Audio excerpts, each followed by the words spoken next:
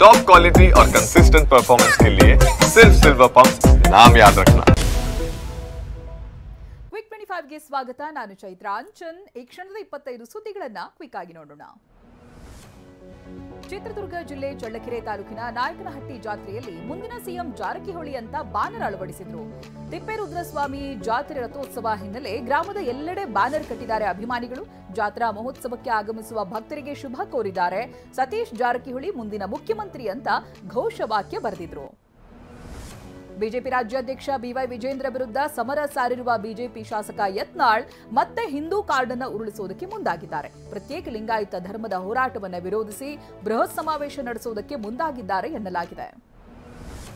ರಾಜಧಾನಿ ಬೆಂಗಳೂರಿನಲ್ಲಿ ಕರ್ನಾಟಕದ ಇತಿಹಾಸದಲ್ಲೇ ಅತಿ ಹೆಚ್ಚು ಮೊತ್ತದ ಡ್ರಗ್ಸ್ ವಶಕ್ಕೆ ಪಡೆಯಲಾಗಿದೆ. ಮಂಗಳೂರು ಸಿಸಿಬಿ ಪೊಲೀಸರಿಂದ 18 ಕೆಜಿ ಮೌಲ್ಯದ ಡ್ರಗ್ಸ್ ಜಪ್ತಿ ಮಾಡಲಾಗಿದೆ.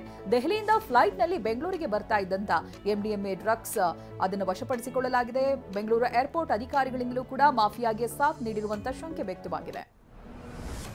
ಡ್ರಿಂಕ್ ಅಂಡ್ ಡ್ರೈವ್ ತಪಾಸಣೆ ವೇಳೆ ಇನ್ಸ್ಪೆಕ್ಟರ್ ಮೇಲೆ ಯುವಕ ಯುವತಿ ಹಲ್ಲೆ ಮಾಡಿರುವಂತಹ ಆರೋಪ ಕೇಳಿಬಂದಿದೆ. ಮಹದೇವಪುರ ಠಾಣೆ ಇನ್ಸ್ಪೆಕ್ಟರ್ ಅನಿತಾ ಕುಮಾರಿ ಮೇಲೆ ರಾಕೇಶ್ ಕುಮಾರ್ ಹಾಗೆ ಆಕೆಯ ಸ್ನೇಹಿತೆ ಹಲ್ಲೆ ಮಾಡಿದ್ದಾರೆ ಅಂತ ಹೇಳಲಾಗ್ತಾ ಇದೆ. ದರೋಡೆ ಗ್ಯಾಂಗ್ ಮೇಲೆ ಪೊಲೀಸರು ಫೈರಿಂಗ್ ಮಾಡಿದ್ದಾರೆ. ದಾವಣಗೆರೆ ಜಿಲ್ಲೆ ಹೊನ್ನಾಳಿ ತಾಲೂಕಿನ ಅರಭಘಟ್ಟ ಕ್ರಾಸ್ ಬಳಿ ದರೋಡೆಕೋರರು ಪೊಲೀಸರ ನಡುವೆ ಘರ್ಷಣೆಯಾಗಿದೆ. 4 ಬಂಧಿಸಲಾಗಿದ್ದು ಇನ್ನು 4 ಪರಾರಿಯಾಗಿದ್ದಾರೆ. ಗೂಡ್ಸ್ ವಾಹನದಲ್ಲಿದ್ದ 30 ಲಕ್ಷ ರೂಪಾಯಿ ಕದ್ದಿದ್ದಂತ 3 ಶಿವಮೊಗ್ಗ ಜಿಲ್ಲೆ ತೀರ್ಥಹಳ್ಳಿ ಪೊಲೀಸರು ಅರೆಸ್ಟ್ ಮಾಡಿದ್ದಾರೆ. ತೀರ್ಥಹಳ್ಳಿ ಪಟ್ಟಣದ ರಂಜದ ಕಟ್ಟೆ ಸಮೀಪ ಗುಜರಿ ವ್ಯಾಪಾರಿಯೊಬ್ಬರು ವಾಹನ ನಿಲ್ಲಿಸಿ ನಮಾಜ್ಗೆ ಹೋಗಿದ್ದಾಗ ಕದೀಮರು ಕೈಚಳಕ ತೋರಿದ್ದು ಬಂಧಿತರಿಂದ 29 ಲಕ್ಷ ನಗದು, ಅಶೋಕ ಲೇಲ್ಯಾಂಡ್, ಟೊಯೋಟೋ ಕಾರು ಸೇರಿ ಒಟ್ಟು 45 ಲಕ್ಷ ಮೌಲ್ಯದ ಹಣ ಮತ್ತೆ ವಾಹನವನ್ನ ಸೀಸ್ ಮಾಡಲಾಗಿದೆ. ಕಳೆದ ವರ್ಷ ಮಳೆಗಾಲದಲ್ಲಿ ಮರ ಬಿದ್ದಾಗ ತೆರವುಗೊಳಿಸಿರುವಂತಹ ಬಿಲ್ ನೀಡುವುದಕ್ಕೆ ಕಮಿಷನ್ಗೆ ಬೇಡಿಕೆ ಇಟ್ಟಿರುವಂತಹ ಆರೋಪ ಬಿಬಿಎಂಪಿ ಅರಣ್ಯ ವಿಭಾಗದ ವಿರುದ್ಧವಾಗಿ ಕೇಳಿ ಬರ್ತಾ ಇದೆ. ಬಿಲ್ ಆಗಬೇಕು ಅಂದ್ರೆ ಕಮಿಷನ್ ಕೇಳ್ತಾ ಇದ್ದಾರೆ. ನ್ಯಾಯ ಕೊಡಿಸಿ ಅಂತ ಡಿಸಿಎಂ ಡಿಕೆಗೆ ಗುತ್ತಿಗೆದಾರರು ಪತ್ರ ಬರೆದಿದ್ದಾರೆ. ಚಿಕ್ಕಮಗಳೂರು ತಾಲೂಕಿನ ಇನಾಮ್ ದತ್ತಾತ್ರೇಯ ಬಾಬಾ ಬುಡನ್ ಸ್ವಾಮಿ ದರ್ಗಾದಲ್ಲಿ ಉರುಸ್ ಹಿನ್ನೆಲೆ ವಿವಾದಿತ ಗುಹೆಯೊಳಗಿನ ಗೋರಿಗಳಿಗೆ ಗಂಧ ಲೇಪನಕ್ಕೆ ಶಾಖಾದ್ರಿ ಪಟ್ಟು ಹಿಡಿದಿದೆ. ಆದರೆ ಗುಹೆ ಪ್ರವೇಶಕ್ಕೆ ಯತ್ನಿಸಿದ ಶಾಖಾದ್ರಿಯನ್ನ ಪೊಲೀಸರು ತಡೆದ್ರು. ಹೀಗಾಗಿ ಶಾಖಾದ್ರಿ ಕುಟುಂಬ ಹಾಗೆ ಮುಸ್ಲಿಂ ಸಮುದಾಯದವರು ಉರುಸ್ ಬಹಿಷ್ಕರಿಸಿದ್ರು. ಜಿಲ್ಲಾಡಳಿತದ ನೇತೃತ್ವದಲ್ಲಿ ಉರುಸ್ ಆಚರಣೆ ಮುಂದುವರಿಯಿತು. ಬೆಳಗಾವಿಯಲ್ಲಿ ಎಂಇಎಸ್ ಪುಂಡರ ಹುಚ್ಚಾಟ ನಿಲ್ತಾ ಇಲ್ಲ. ಹೋಳಿ ಹಬ್ಬದ ಸಂದರ್ಭದಲ್ಲಿ ಬೆಳಗಾವಿಯಲ್ಲಿ ಮಹಾರಾಷ್ಟ್ರದ ನಾಡಗೀತೆಯನ್ನ ಹಾಕಿ ಎಂಇಎಸ್ ಪುಂಡರು ಪುಂಡಾಟ ಮೆರೆದಿದ್ದಾರೆ. ಬೆಳಗಾವಿಯ ಚೌಟಾ ಗಲ್ಲಿಯಲ್ಲಿ, ಶಾಸ್ತ್ರಿನಗರ, ಹಂಸರಾಜ ಗಲ್ಲಿ ಸೇರಿದಂತೆ ವಿವಿಧ ಕಡೆ ಮಹಾರಾಷ್ಟ್ರ ನಾಡಗೀತೆ ಹಾಕಿ ಕುಣಿದಿದ್ದಾರೆ. ಟಿವಿ9 ನಿರಂತರ ವರದಿ ಬೆನ್ನಲ್ಲೇ ಗಣಿ ಹಾಗೆ ಭೂವಿಜ್ಞಾನ ಇಲಾಖೆ ಅಧಿಕಾರಿಗಳು ಎಚ್ಚೆತ್ತುಕೊಂಡಿದ್ದಾರೆ. ತುಂಗಾ ನದಿ ತಟದಲ್ಲಿ ಹಿರಿಯ ಭೂವಿಜ್ಞಾನಿ ಪಿಕೆ ನಾಯ್ಕ ನೇತೃತ್ವದ ತಂಡ ರೇಡ್ ಮಾಡಿ ಅಕ್ರಮವಾಗಿ ಸಂಗ್ರಹಿಸಿದ್ದಂತ ಮರಳನ್ನ ಸೀಸ್ ಮಾಡಿದ್ದಾರೆ. ಇದೇ ಸ್ಥಳದ ಅಕ್ರಮ ಮರಳು ಕುರಿತು ನಿನ್ನೆ ಟಿವಿ9 ವರದಿ ಬಿತ್ತರಿಸಿತ್ತು.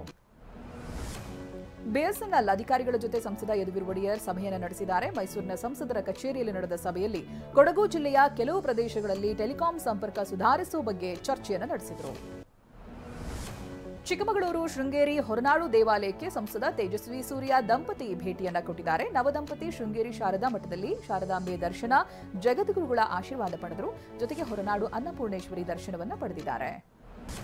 ಮಹಾರಾಷ್ಟ್ರದ ಅಮರಾವತಿಯಲ್ಲಿನ ಸೆಂಟ್ರಲ್ ಬ್ಯಾಂಕ್ ಶಾಖಾ ಕಚೇರಿಯಲ್ಲಿ ಭಾರೀ ಅಗ್ನಿ ಅವಘಡ ಸಂಭವಿಸಿದೆ. ಲಕ್ಷಾಂತರ ರೂಪಾಯಿ ನಗದು ಹಾಗೆ ಪ್ರಮುಖ ದಾಖಲೆಗಳು ಸುಟ್ಟು ಹೋಗಿವೆ. ಬ್ಯಾಂಕ್ನಲ್ಲಿ ಅಳವಡಿಸಲಾದ ಎಸಿಯಲ್ಲಿ ಶಾರ್ಟ್ ಸರ್ಕ್ಯೂಟ್ ಉಂಟಾಗಿ ಬೆಂಕಿ ಕಾಣಿಸಿಕೊಂಡಿದೆ ಅಂತ ಹೇಳಲಾಗ್ತಾ ಇದೆ.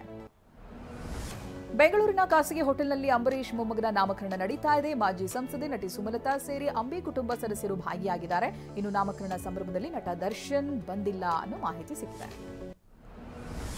ಮೈಸೂರಿನಲ್ಲಿ ಡೆವಿಲ್ ಸಿನಿಮಾ ಚಿತ್ರೀಕರಣ ಮುಂದುವರೆದಿದೆ. ಇಂದಿನಿಂದ ಮತ್ತೆ 4 ದಿನ ಶೂಟಿಂಗ್ಗೆ ಚಿತ್ರತಂಡ ಅನುಮತಿ ಪಡೆದಿದೆ. 3 ದಿನ ಸರ್ಕಾರಿ ಅತಿಥಿಗೃಹ, 1 ದಿನ ಲಲಿತ್ ಮಹಲ್ನಲ್ಲಿ ಶೂಟಿಂಗ್ ನಡೆಯಲಿದೆ. ಎದೆನೋವಿನ ಹಿನ್ನೆಲೆ ಖ್ಯಾತ ಸಂಗೀತ ನಿರ್ದೇಶಕ ಎಆರ್ ರೆಹಮಾನ್ ಅವರನ್ನು ಆಸ್ಪತ್ರೆಗೆ ದಾಖಲಿಸಲಾಗಿತ್ತು. ತೀವ್ರ ಎದೆನೋವು ಕಾಣಿಸಿಕೊಂಡ ಕೂಡಲೇ ಚೆನ್ನೈನ ಅಪೋಲೋ ಆಸ್ಪತ್ರೆಯಲ್ಲಿ ಚಿಕಿತ್ಸೆಯನ್ನು ಕೊಡಿಸಲಾಗಿದೆ. ಸದ್ಯ ರೆಹಮಾನ್ ಚೇತರಿಸಿಕೊಂಡಿದ್ದು ಆಸ್ಪತ್ರೆಯಿಂದ ಡಿಸ್ಚಾರ್ಜ್ ಆಗಿದ್ದಾರೆ.